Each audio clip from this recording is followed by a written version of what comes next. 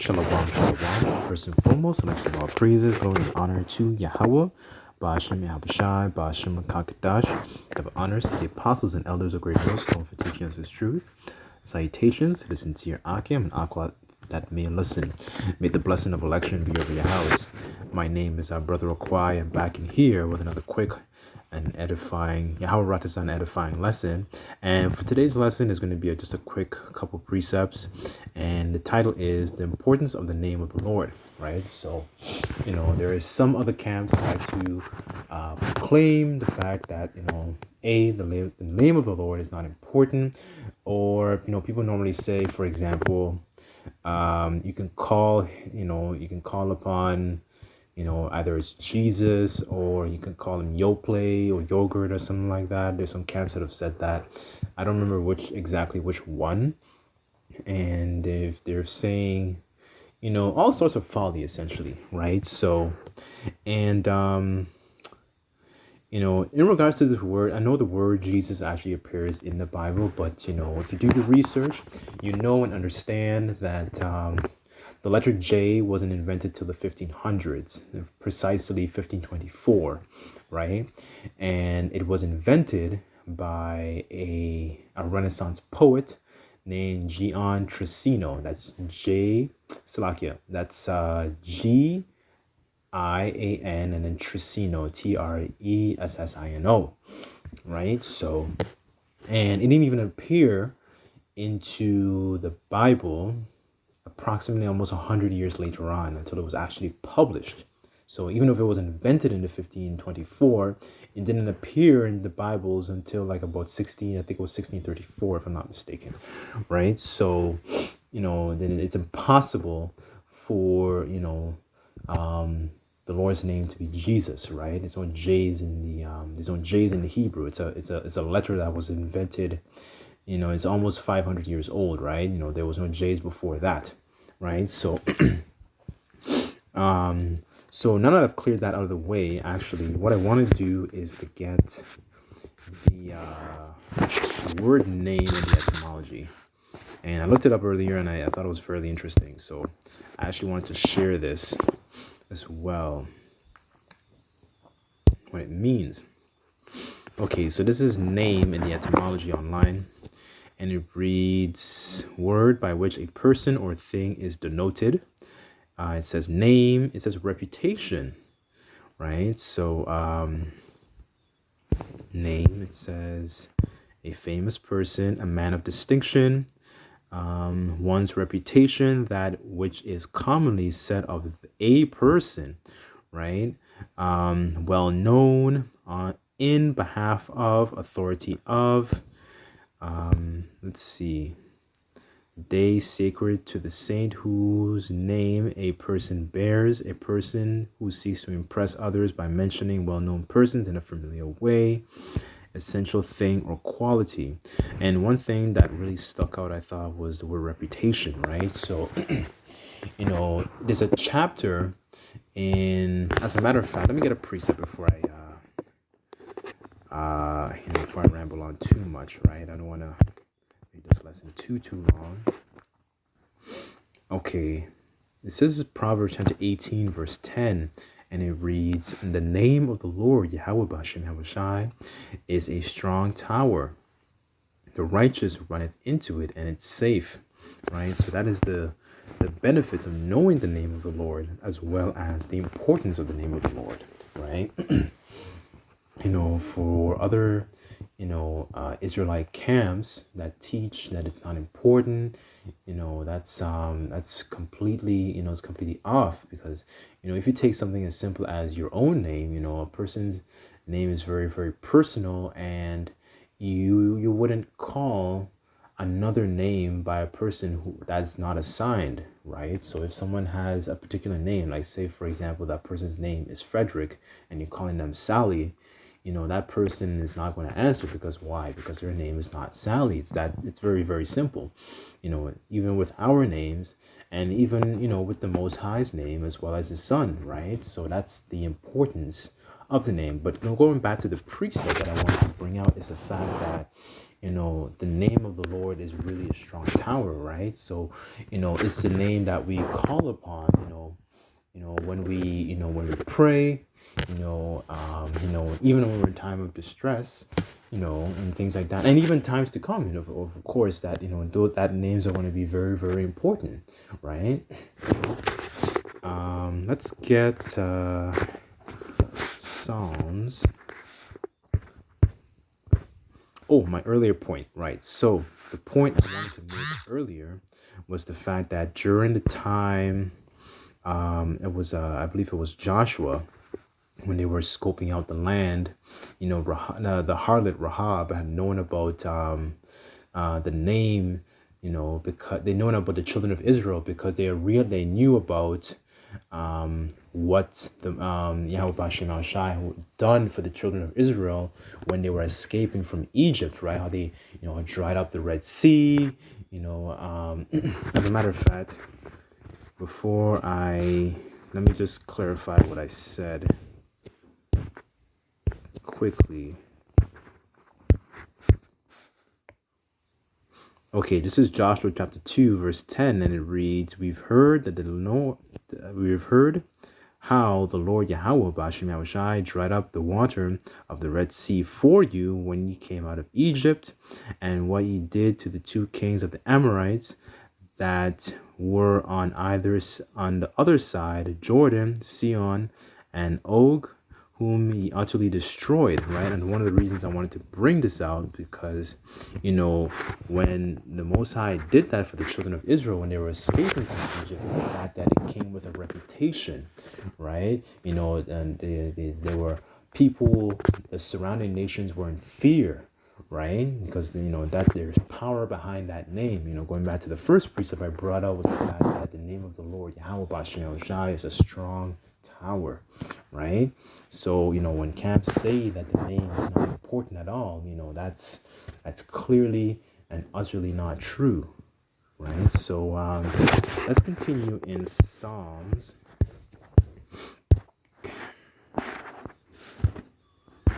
Let's get Psalms 91. Okay, the point was in...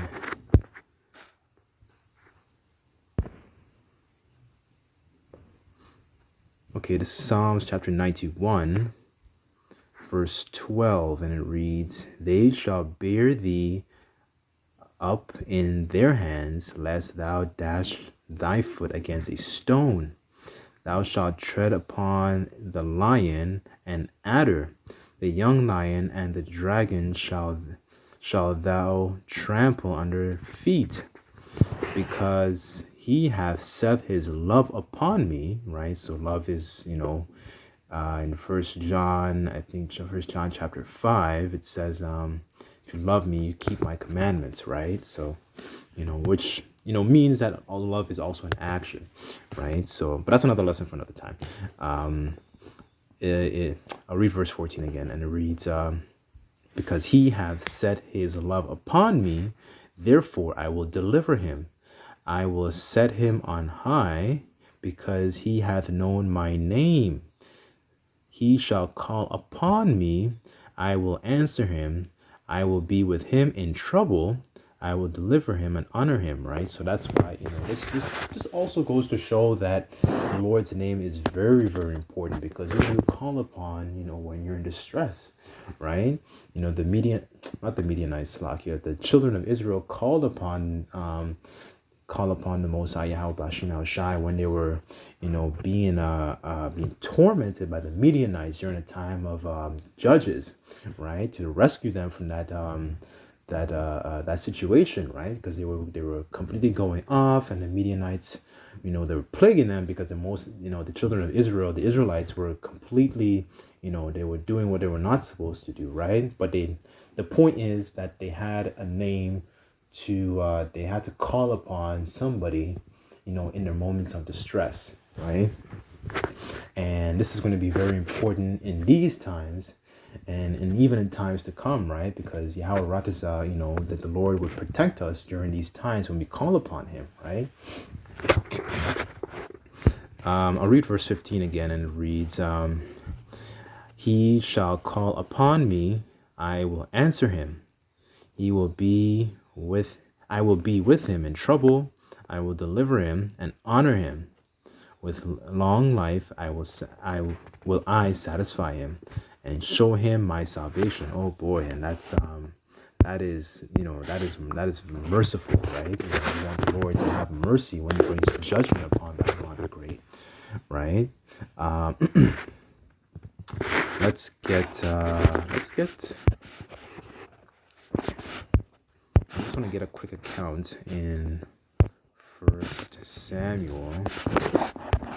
Okay, just one sec. I just want to get it in the BLB. Just bear with me 1 second.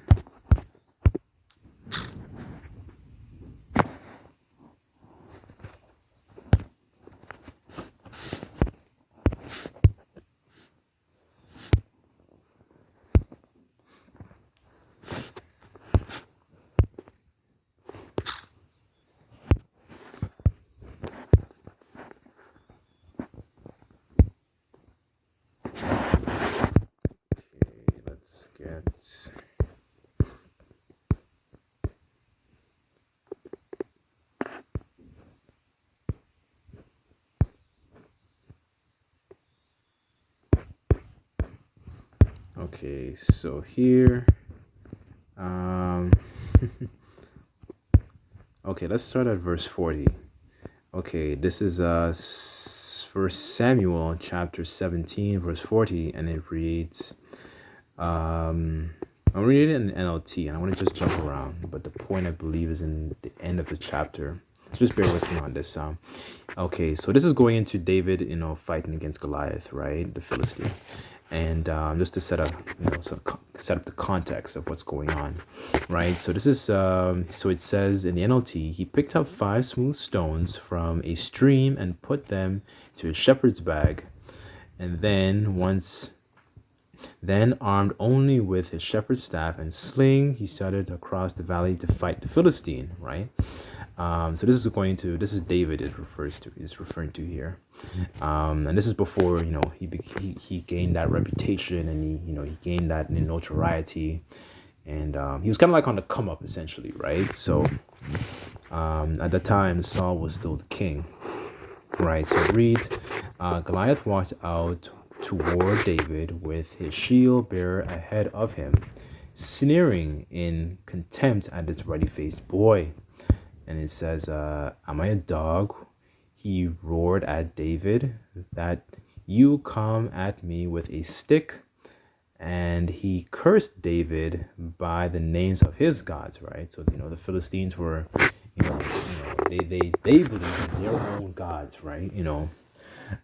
There's one of the gods I think they mentioned in Judges was that they worship a Dagon, right? And that's the fish god. But nevertheless, let me just continue.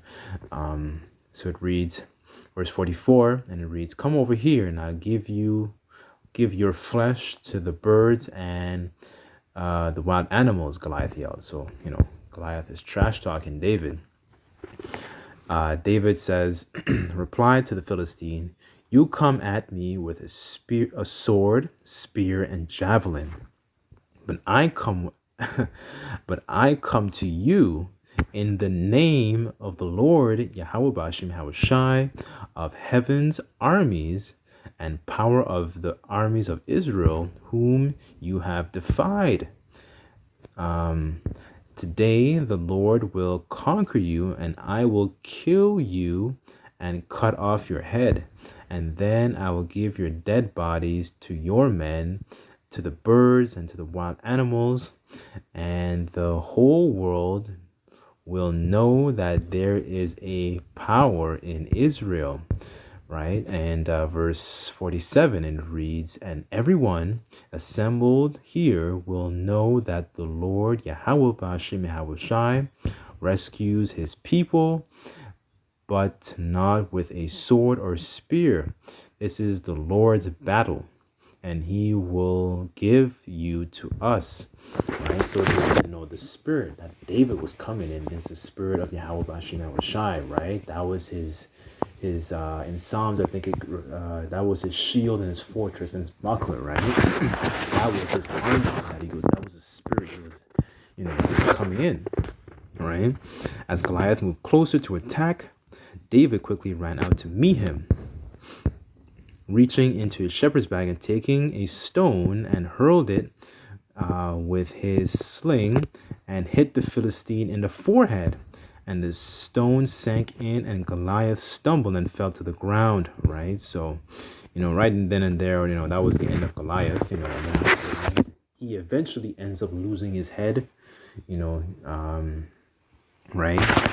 And, and then that's when David, after he gained that reputation, because I think in the next chapter it says that there was a woman, I think, that was singing a song, and she was saying, Saul has slain thousands and David has slain tens of thousands, right? So, it's very interesting, the power of a name, right?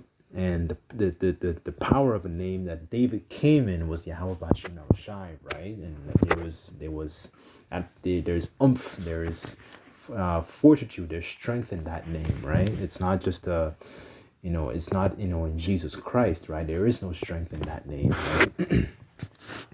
Because, that's another thing too. That name doesn't compel, when you learn about the real true names of the Father and His Son, it compels you to actually change, right? When people say about Jesus Christ in the churches and so on and so forth, it doesn't compel them to make any changes to their lives, right? Actually become a better person, because a lot of our people, they get caught up in these churches and they think that their fear essentially is taught by the precepts of men, right? So they try to look and make themselves look good, outwardly, but inwardly there's full of dead men's bones.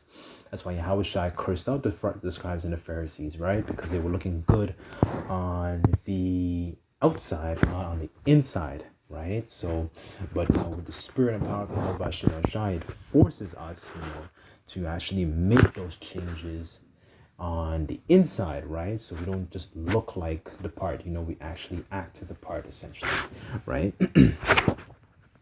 As a matter of fact, I have a quick precept to back that up. I think it's I didn't have this on the list, but just bear with me. No. Is it 13? Okay, here it is. Sirach 41 verse 13, and it reads, "A good life hath but a few days, but a good name endureth forever," right? And that's the power of the Most High and His Son's name, right? It's not something that is just like like Jesus Christ or Buddha or whoever, right? It's a very, very powerful name, right? But anyways, I'll end it off here. I'm pretty sure I made the point, and hopefully Yahweh Ratazah, this video was edifying, and I just like to give all praises, glory, and honor to Yahweh Ba'Hashem Yahweh Shai, Ba'Hashem Rakah Kadash. Double honors to the apostles and elders of Great Millstone for teaching us His truth. Until next time, I say Shalom.